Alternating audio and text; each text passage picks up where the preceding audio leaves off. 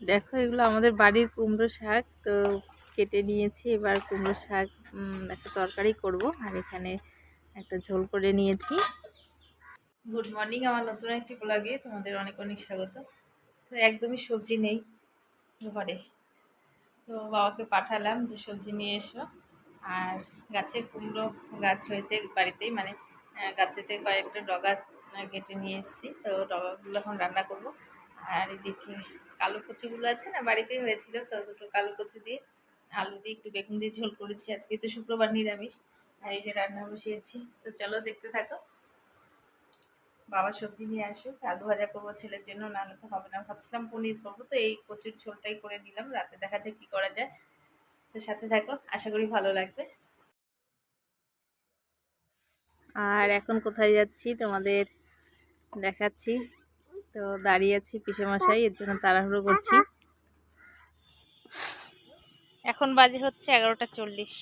তো ঢোকার সময় অফিসের ওখানে সিগনেচার করতে হলো।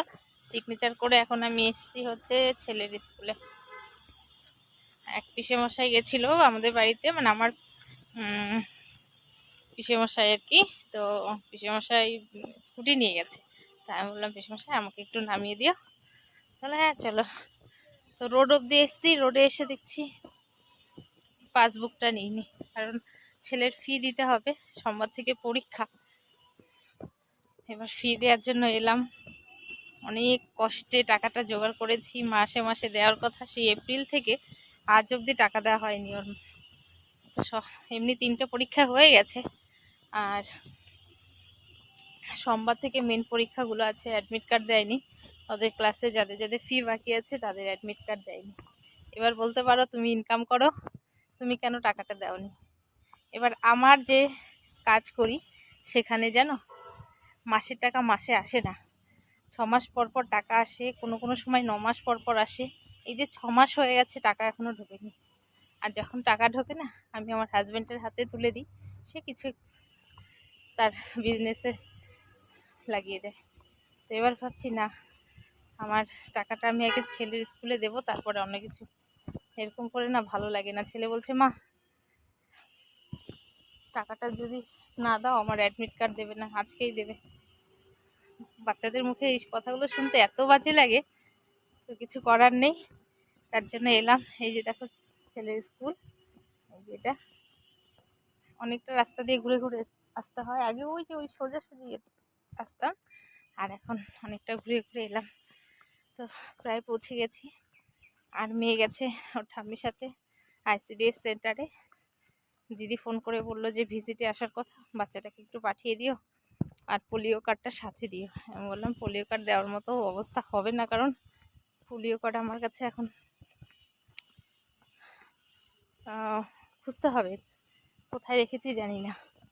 তাহলে ঠিক আছে, কাল পরশু পাঠিয়ে দিও। তো গল্প করতে করতে পৌঁছে গেলাম, তোমাদের দেখাচ্ছি। এই দেখো স্কুলটা চলে এসেছি, কি বিশাল স্কুল দেখছো। আমার স্বপ্ন ছিল যে আমি ছেলেকে একটু বড় স্কুলে পড়াবো, যাতে মানুষের মতো মানুষ হতে পারে যেন, সেই আশা নিয়ে স্কুলে অ্যাডমিশন করানো। সামর্থ্য সেরকম নেই, কিন্তু তবু করাচ্ছি, ঠেলে ঠেলে চলছি আর কি, বাচ্চাদেরকে মানুষ করার মতো। তো চলো চলে এসছি।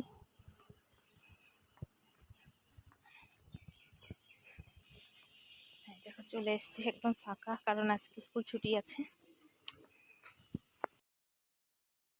তো আমার ফি দেওয়া হয়ে গেল, একদমই ফাঁকা ছিল লাইনে। আর তার জন্য চটপট হয়ে গেছে, 5 মিনিটের কাজ আর কি। তো এখন আমি অনেকটা দূরে একটু হেঁটে রোডে যেতে হবে, তারপরে টোটো করে বাড়ি যাব। প্রচণ্ড রোদ্র উঠেছে। জমা দেওয়া এখন সিস্টেম কি হয়েছে বলো তো, ক্যাশ টাকা নেয় না, গুগল পে করতে হয়। আর সমস্যা হয়ে গেছে, আমার অ্যাকাউন্টে সেরকম টাকা ছিল না, ওর কাছ থেকে নিয়ে দিয়ে আমি কমপ্লিট করে দিলাম।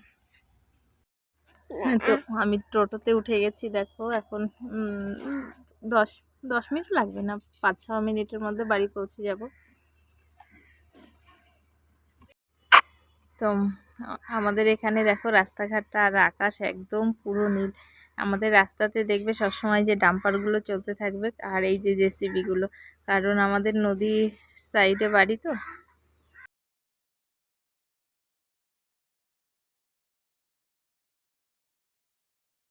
আমাদের এদিকে রাস্তা যদি হাঁটতে থাকো তাহলে রাস্তার সাইডে এরকম দেখবে প্রচুর ডাম্পার দাঁড় করানো। ওদিকটাতে আরও যেই মানে নদীর সাইডগুলোতে আরও মানে রাস্তার শুধু ডাম্পার আর ডাম্পার ভর্তি। তো চলো আজকের মতো এ পর্যন্তই। ভালো থেকো, সুস্থ থেকো।